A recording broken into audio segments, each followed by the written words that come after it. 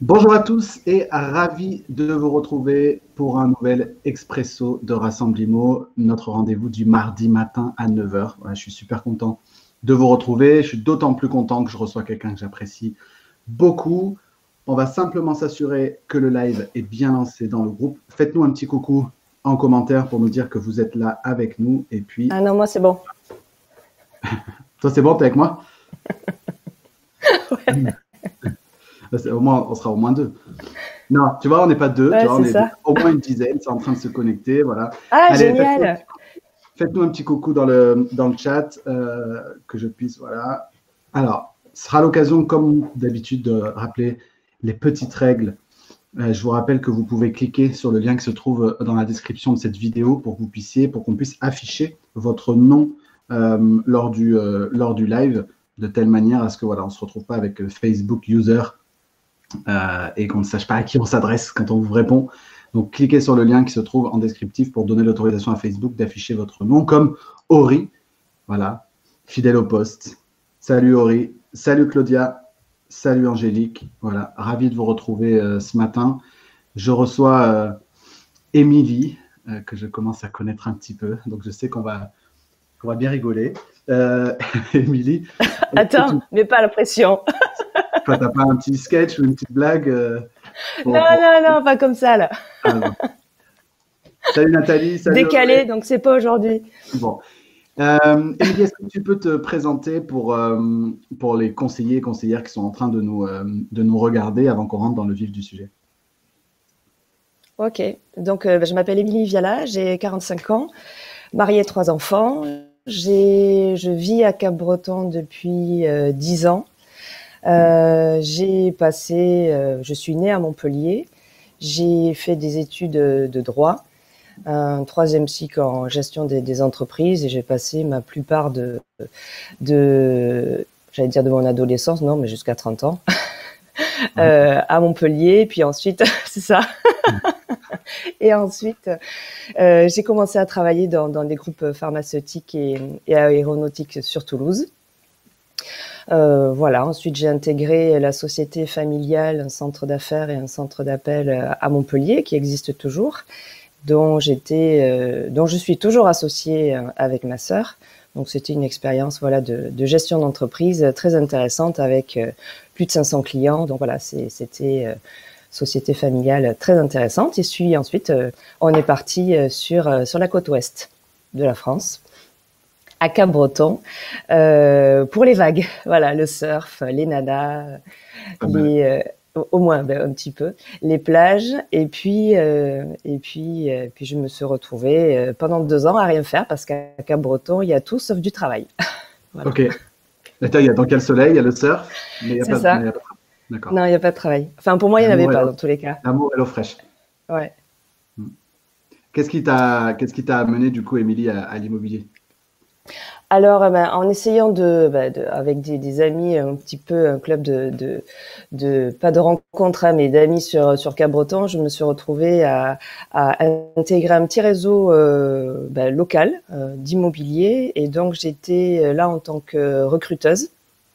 Vive les Landes, mais oui. En tant que recruteur. Donc, en fait, c'est comme ça que j'ai connu le fonctionnement surtout des réseaux immobiliers, puisque j'avais en charge de connaître les réseaux et puis de les attirer dans ce réseau local. L'aventure a duré un an et demi, et ensuite la société a été liquidée. Et j'ai été licenciée en janvier 2015. Et donc là, c'était se dire, voilà, soit je rentre chez papa et maman à Montpellier, où j'ai toujours ma place, ce que j'avais pas du tout envie, soit je reste à Cap-Breton et on construit quelque chose. Et donc, avec Antoine, mon mari, m'a dit, mais vas-y, fonce, tu peux réussir. Donc, j'avais déjà pris des contacts professionnels avec des formateurs, avec des créateurs de réseaux, qui m'ont dit, t'as toutes tes chances, hein, voilà. Tu peux y aller. Bon, après, j'ai eu des gens qui m'ont dit, mais qu'est-ce que tu vas faire? T'es une femme dans ce monde de requins, tu vas pas y arriver. Bon, voilà. Donc, je me suis écoutée et puis je me suis lancée en mai 2015. Voilà, j'avais ma carte T. en, en poche. Donc, j'étais super contente. Voilà. Émilie, aujourd'hui, le réseau s'appelle Homeland Transaction. Ouais. À quoi ça ressemble aujourd'hui, Homeland Transaction? Oh là là, la question. Alors déjà, pour la petite anecdote, j'ai commencé un peu comme toi dans une chambre. Donc c'était dans la chambre de ma fille sur un vieux bureau d'écolier, donc tout petit. Alors moi, comme je suis assez grande, c'était compliqué pour m'asseoir. C'était assez folklorique. Donc ça a duré 1 an avec mes petits dossiers. Mais bon, j'étais contente puisque la première année, j'ai commencé à développer et puis à recruter. D'ailleurs, j'ai recruté 3 personnes, dont mon super manager Bruno Gaillard, qui est toujours là. Donc 5 ans. Merci, fidélité Bruno. Et ensuite, pardon, attends, il faut que je refuse un truc. Et ensuite, bah, étant donné que je commençais à évoluer, il fallait que je prenne un bureau, donc j'ai pris un bureau. Et puis 6 mois après, j'avais une collaboratrice qui s'appelle Perrine, qui est aussi ma belle-sœur et qui travaille avec moi à l'administratif. Voilà, petit à petit, le réseau se développe tranquillement, mais sûrement. Voilà, sur la Nouvelle-Aquitaine et l'Occitanie, ça c'est vraiment mon objectif. De réseau régional. Alors pour plusieurs raisons. D'abord, j'adore le Sud, voilà, le Grand Sud. Et puis c'est aussi l'occasion de rencontrer tous mes collaborateurs. Donc c'est pas très loin, en voiture ou en train, voilà. Donc l'objectif, c'est un réseau de conseillers immobiliers indépendants à fort ancrage local, donc sur le Grand Sud-Ouest. Ouais. Hein. Aujourd'hui, vous êtes quoi, une trentaine, une quarantaine de conseillers immobiliers? Une quarantaine avec un manager sur chaque département: Angoulême, Bordeaux, Périgueux, Toulouse, Montpellier, et donc en recherche sur Perpignan et ici Landes de Pays Basque. Voilà. Ok. Émilie, sur ce parcours, tu as évoqué deux, trois choses sur lesquelles j'aimerais qu'on revienne. Donc d'abord, cette notion, parce que moi c'est quelque chose dans lequel je crois beaucoup, c'est cette notion effectivement de réseau de conseillers immobiliers indépendants à ancrage local, à taille plutôt humaine. Donc j'entends celui où le dirigeant connaît à peu près le prénom de tout le monde et est capable, comme tu l'as évoqué, d'aller voir des gens dans une journée de travail presque. Est-ce que ça c'est quelque chose qui était important pour toi et pourquoi du coup? Alors oui, c'est important. Alors moi j'ai travaillé dans des grosses sociétés, et notamment la société familiale, où vraiment le client est au cœur de notre métier. Si aujourd'hui on n'a pas le client qui est satisfait de nos services, de notre approche, de notre accompagnement, ben il s'en va. Donc, et en fait, je fais la même chose avec mes collaborateurs. Je trouve que si aujourd'hui je connais pas mes collaborateurs, je sais pas qui ils sont, je sais pas comment ils travaillent, ou même ressentir un petit peu leurs aléas, pour moi, je me considérerais pas comme une bonne dirigeante, voilà, comme un bon manager ou un leader, je sais pas comment on peut l'appeler ça, mais voilà, je trouve que s'intéresser à chacun d'entre eux, c'est leur permettre aussi de s'épanouir dans leur métier, et puis de mieux travailler, voilà. Donc je table sur cette proximité plutôt que sur voilà. Et puis j'aime bien la relation. Voilà. Justement, sur cette notion de relation, pour connaître un petit peu certaines de tes équipes, pour les avoir rencontrées, il y a quelque chose qui revient de manière systématique dans le choix qui les a menés à rejoindre ton réseau, c'est les valeurs. Alors les valeurs, ça veut tout et rien dire quand c'est dit comme ça. Et tu parlais d'accompagnement humain, tu parlais de cette volonté de garder quelque chose dans laquelle le manager joue réellement son rôle de manager. Est-ce qu'on est déjà un petit peu dans l'ordre de ce que tes collaborateurs disent? Parce que moi, systématiquement, en plus, j'ai pas eu besoin de leur poser la question. C'est quand ils parlent de leur parcours, j'ai fait ci, j'ai fait ça, puis j'ai décidé de rejoindre Homeland Transaction pour Émilie et pour ses valeurs. Mais du coup, pour quelqu'un qui nous regarde, qui est conseiller, qui veut peut-être développer des équipes ou qui manage déjà, ou quelqu'un qui est peut-être, c'est des patrons de réseau qui nous regardent, du coup, c'est un peu nébuleux quand on le dit comme ça. Comment est-ce que ça s'incarne au quotidien et est-ce que c'est quelque chose qui se décide?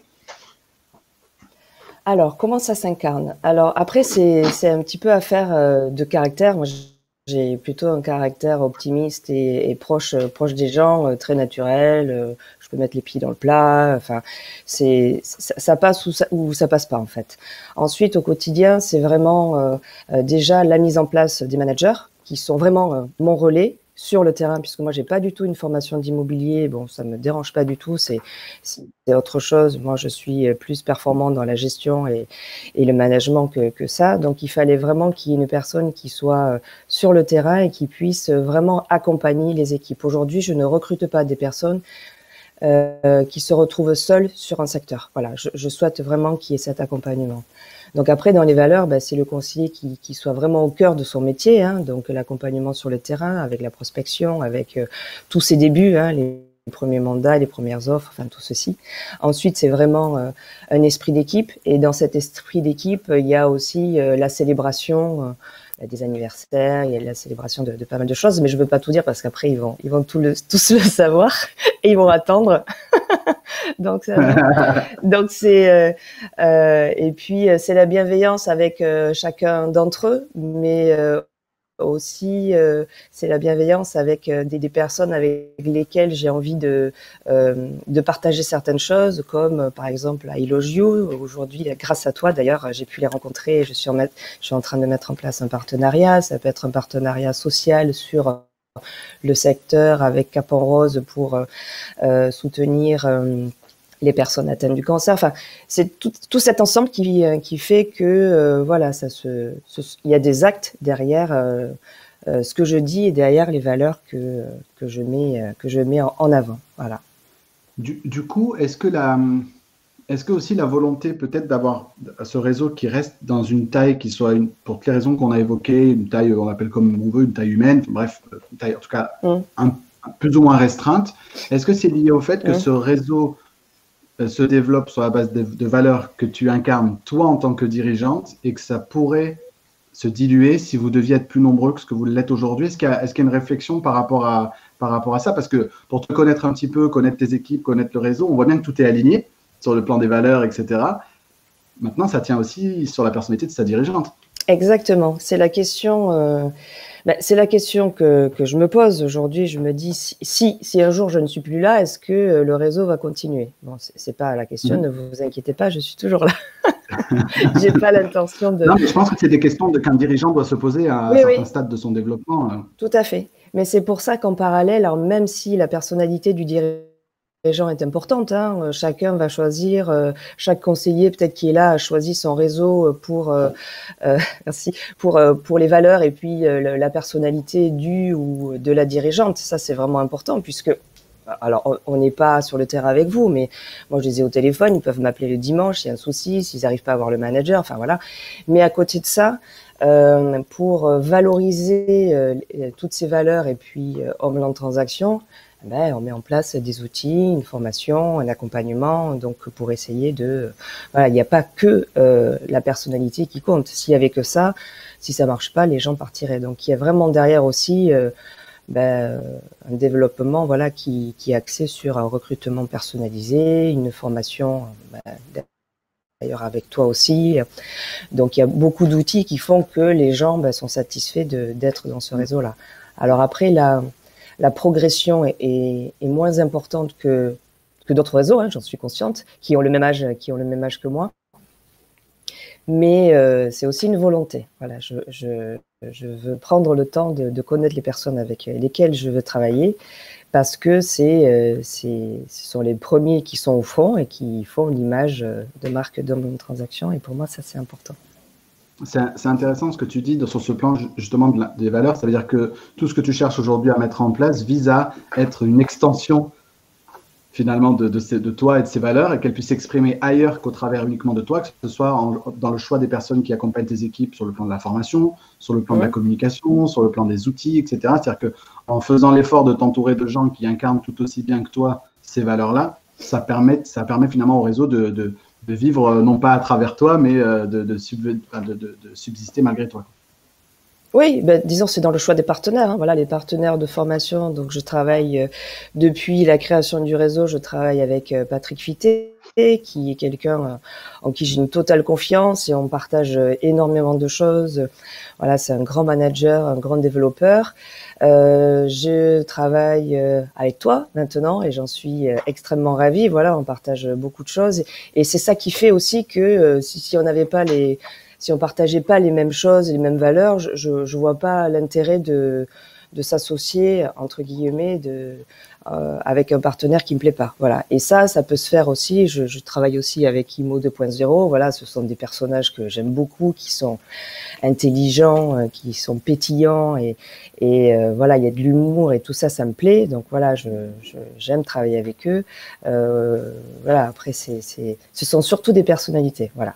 Il y a deux autres notions sur lesquelles j'aimerais qu'on creuse un petit peu. Sur cet ancrage territorial, j'ai rarement vu, enfin, dans tout ce que tu évoques, et pour être venu vous voir à Toulouse, etc., ça transpire le sud-ouest. Et en fait, c'est con à dire comme ça, mais quand vous le voyez forcément pas de l'intérieur, mais quand on vient de l'extérieur, tout transpire du sud-ouest. Alors, quand je les ai en coaching, en plus, ça fleure bon le sud-ouest. Mais en même temps, dans tout l'imaginaire qu'on s'en fait. Parce que quand tu parles des valeurs, quand tu parles du partage, quand tu parles de l'entraide, tu as parlé de la convivialité, tu as parlé de toutes ces choses-là, mais aussi du caractère franc et honnête. Ce sont toutes les choses qui, dans l'imaginaire qu'on se fait du sud-ouest, se retrouvent. Et moi, je trouve que c'est hyper intéressant d'avoir cet ancrage local fort. J'imagine que ce n'est pas forcément travaillé, voulu, ou ça se fait non, comme non, ça. Ouais, ça se fait comme ça. Après, moi, j'ai de la famille qui est sur Toulouse, Carcassonne, tu vois, la saucisse de canard. Donc oui, c'est vraiment ça. Et puis moi, j'ai vécu à Toulouse.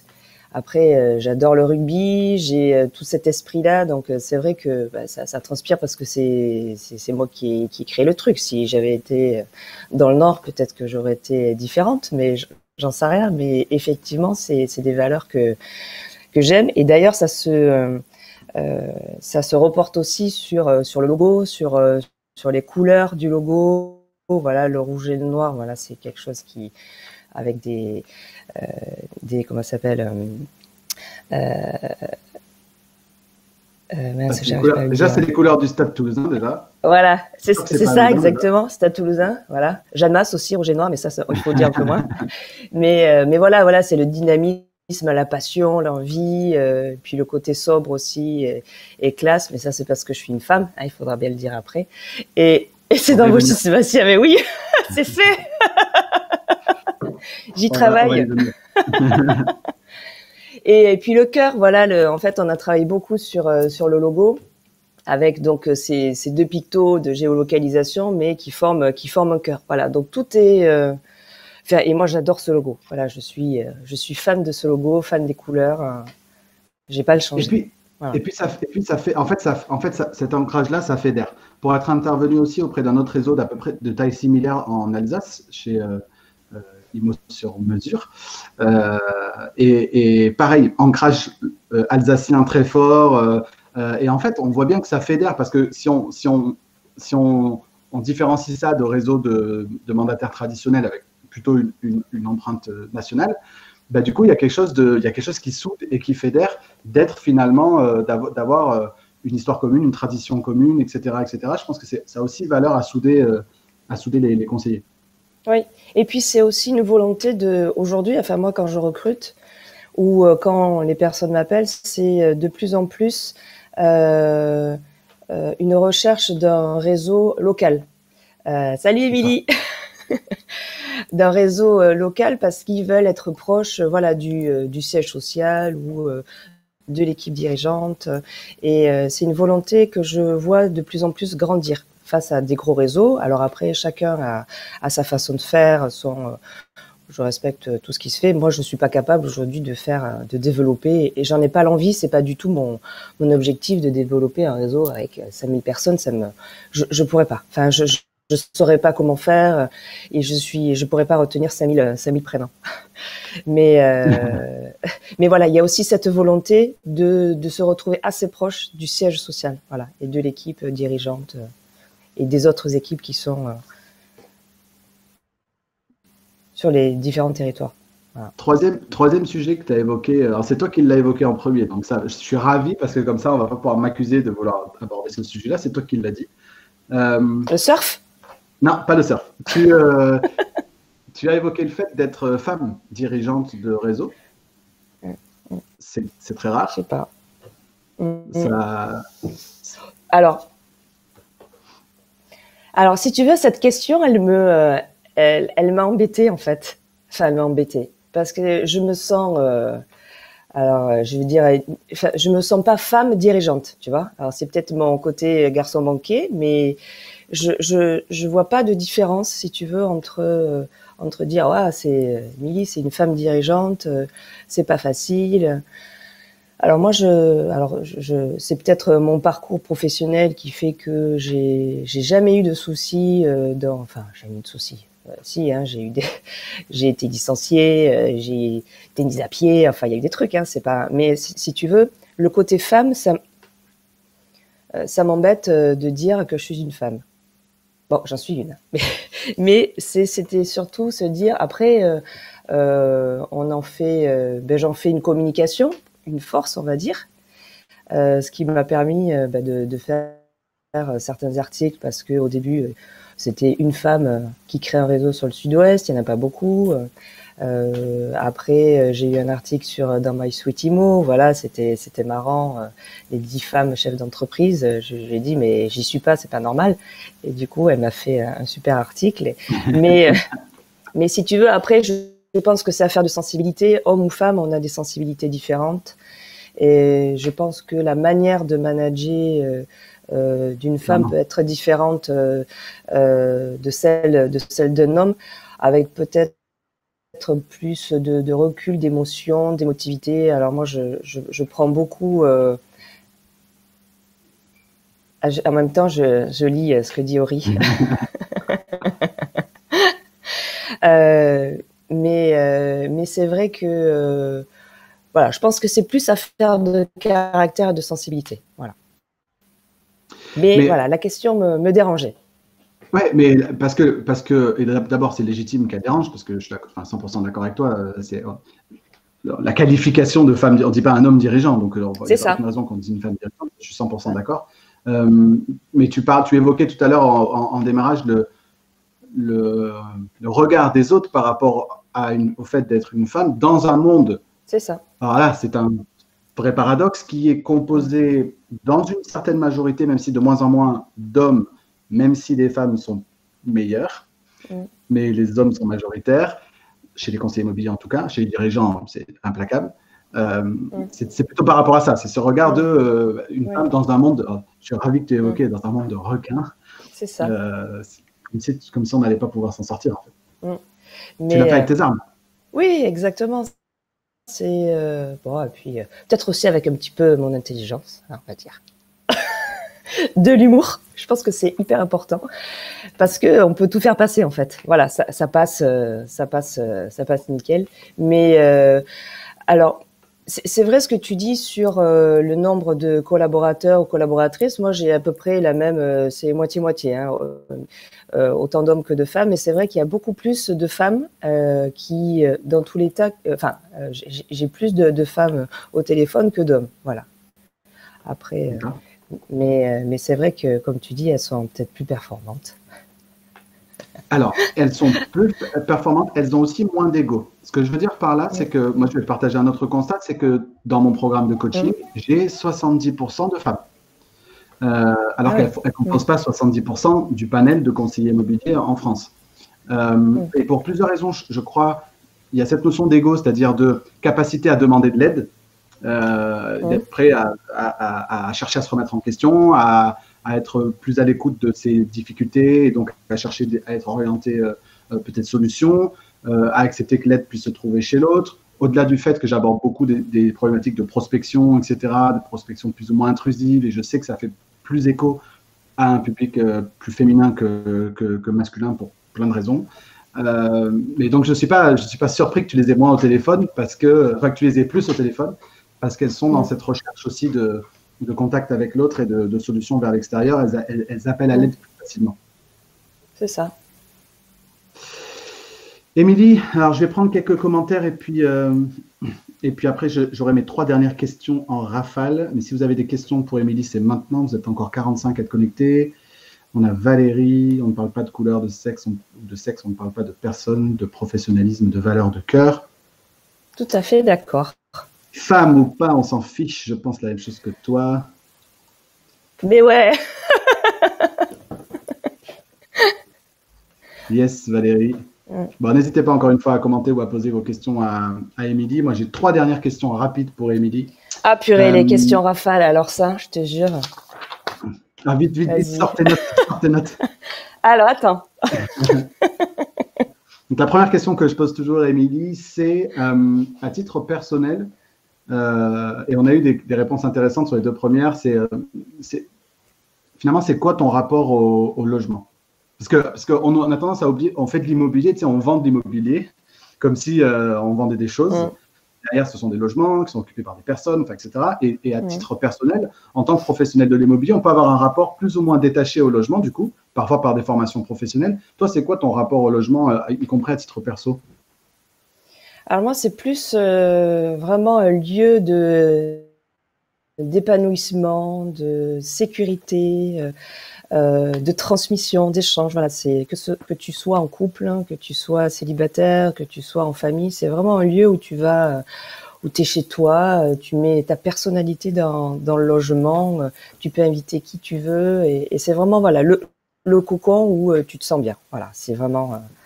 Enfin voilà, c'est plus ce côté-là que plutôt côté, enfin pour ma part, investissement, retour sur investissement. Bon. Aussi, hein, mais voilà, la première chose, c'est plutôt ce côté plus philosophique, épanouissement. Voilà. Surtout qu'avec 3 enfants, il doit s'en passer des partages et des échanges.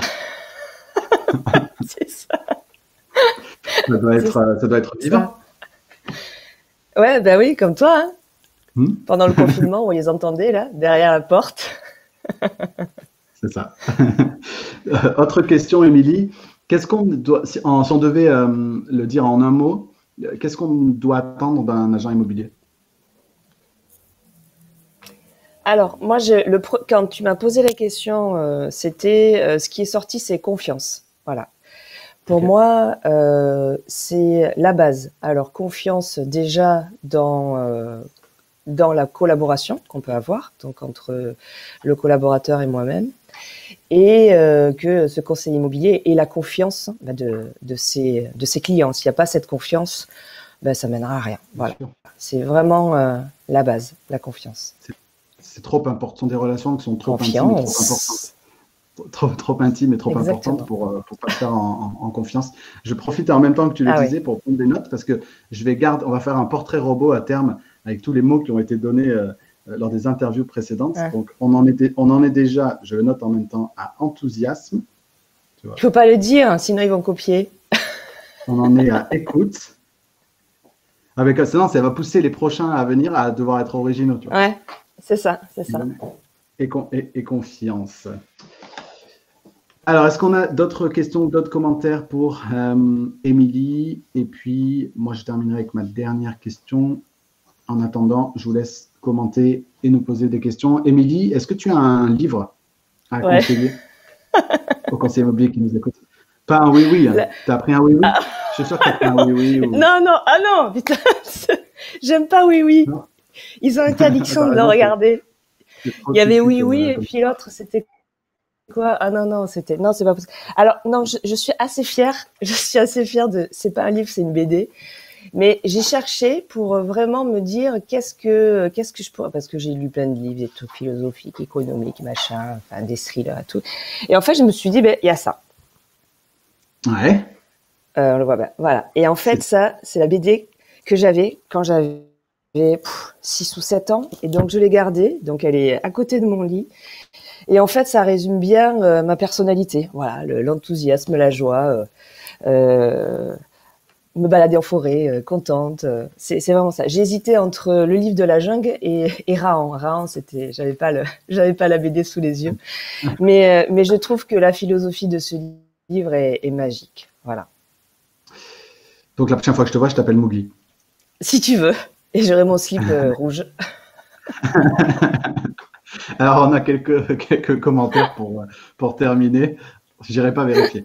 Alors, Bérénice nous dit « Je me suis lancé aussi à mon compte il y a 2 ans maintenant. J'espère pouvoir développer un réseau. Il est vrai que quand je me suis installée, on m'a fait remarquer que j'étais une femme et qu'il fallait oser. » Voilà. Eh bien voilà, oser. Dans la vie, il faut oser. Après, on porte tous nos croix de ce point de vue-là. Quand moi, j'ai annoncé en quittant mon réseau que j'allais lancer un label qui viendrait estampiller les agences immobilières qui s'engageaient dans une démarche solidaire, pour les mêmes raisons, on m'a rayonné. Enfin, des agents immobiliers solidaires, comme si ça pouvait exister dans ce monde de requins. Donc, on transporte tous nos croyances. On a Ori qui pose une question que je ne t'ai pas posée, c'est pourquoi le choix d'un réseau de mandataires?